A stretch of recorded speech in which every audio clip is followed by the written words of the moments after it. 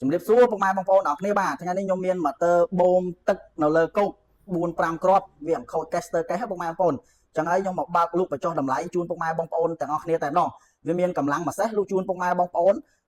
$48ចំពោះកម្លាំងពីរសេសលក់ជូនពុកម៉ែបងប្អូនតម្លៃ$85ហើយវាអត់មានច្រើនគ្រាប់ទេពុកម៉ែបងប្អូនណាបាទមាន4-5គ្រាប់នៅខាងមុខនេះតែម្ដងបាទហើយម៉ូទ័រនៅខាងមុខនេះផងដែរសិតសឹងជាអវ៉ាន់ថ្មីសុទ្ធ100%ពុកម៉ែបងប្អូនណាបាទ Converter កេសឃើញអវ៉ាន់ហើយចាំទូទាត់លុយជាមួយនឹងក្រុមហ៊ុនទាំងជូនបានពុកម៉ែបងប្អូនចំពោះម៉ូទ័រនៅខាងមុខនេះបាទកម្លាំងពិសេសវាមានមុខកាត់បាទលេខ50ពុកម៉ែបងប្អូនណាបាទហើយវាអាចបើកទឹកបានប្រវែង20ម៉ែត្រពុកម៉ែបងប្អូនណាបាទហើយវាមានសមត្ថភាពបូមទឹកក្នុង1នាទីបាន250លីត្រពុកម៉ែបងប្អូនណាគឺល្អប្រើប្រាស់មែនទែនស័ក្តិសមជាមួយពុកម៉ែបងប្អូននៅតាមតំបន់ដាច់ស្រយាលហើយអ្វីដែលពិសេសទៀតបាទវាប្រើភ្លើង220បាទភ្លើងឲ្យគ្រប់220គឺប្រើបានដូចគ្នាពុកម៉ែបងប្អូនណាមិនថាតំបន់ណាក៏អាចប្រើបានដែរពុកម៉ែបងប្អូនបាទហើយម៉ូទ័រនេះបាទ